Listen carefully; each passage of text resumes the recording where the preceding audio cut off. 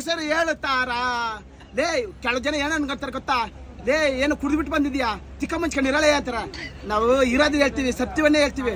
ಸೀಟ್ಗೋಸ್ಕರ ಕಿತ್ಲಾಡ್ಬೇಡ್ರಿ. ದೇವನಿಗೂ ಯಾರಪ್ಪನ ಸತ್ತಲ್ಲ, ಅವ್ರು ಇದು ಸರ್ಕಾರ ದೇವ್ರನ್ನ ನೆಗಿತಾ ಇರ್ತಾರೆ. ಯಾವುದು ಇದು ಸ್ವಲ್ಪ ದಿವಸ ತಾಳ್ಮೆಯಿಂದ ಇರೋ, ನಾನೇ ಕರ್ಕೊಂಡೋಗ್ತೀನಿ ನಿಮ್ಮನ್ನ, ಯಾವುದು ಶಾಶ್ವತ ಇಲ್ಲ ಅಂತ. ಉಸಿರು ನಿಂತ ಮೇಲೆ ನಿನ್ನ ಹೆಸರು ಹೇಳುತ್ತಾರ. ಊಟ ಮಾಡ್ತಾ ಸತ್ತೋಗ್ತೀವಿ, ನೀರು ಕುಡಿತಾ ಸತ್ತೋಗ್ತೀವಿ. ಯಾವ್ದು ಜೀವನ? ಯಾವುದು ಬದ್ದಕ? ಯಾವ ಜೀವನನೂ ಇಲ್ಲ. ಒಂದು ತುತ್ತ ಅನ್ನ, ಒಂದು ಗೇಣು ಬಟ್ಟೆಗೋಸ್ಕರ ನನ್ನ ಜೀವನ. ಒಂದು ಕೋಟಿ ಇಟ್ಕೊಂಡವರು ಮಣ್ಣಕ್ಕೆ ಹೋಗೋದು, ಎಷ್ಟೇ ದುಡ್ಡು ಇಟ್ಕೊಂಡು ಮಣ್ಣಕ್ಕೆ ಹೋಗೋದನು. ಇವತ್ತು ಬೆಳಗಿನಿಂದ ಅರ್ಚಾಡಿದ್ವಿ, ಏನು ಪ್ರಯೋಜನ? ಒಂದು 2 ಕಾಸು ಬರ್ತದಂತ. ಆಮೇಲೆ ಕಾಸು ನಮ್ಮ ಹತ್ರ ಇರೋಲ್ಲ.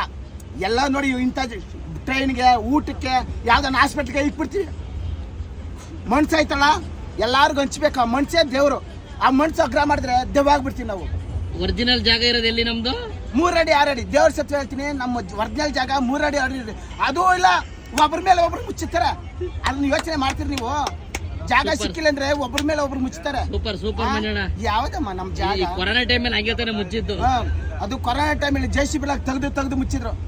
ಅವ್ ಜಾಗನೇ ಇರಲಿಲ್ಲ ಅವ್ರಿಗೆ. ಅವ್ರು ಮುಟ್ಟಿದ್ರೆ ಕಾಯಿಲೆ ಬರ್ತದೆ ಅಂತ ಹೇಳ್ಬಿಟ್ಟು ಕೊರೋನಾ ಟೈಮಲ್ಲಿ JCB ತೆಗೆದು ಮುಚ್ಚಿದ್ರು. ಯಾರನ್ನ ಯೋಚನೆ ಮಾಡಿದ್ರು ಅದ್ರ ಬಗ್ಗೆ?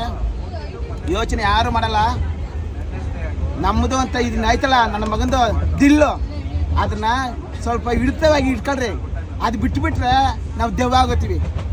ಅಷ್ಟೇ ನಾನು ಹೇಳೋದು.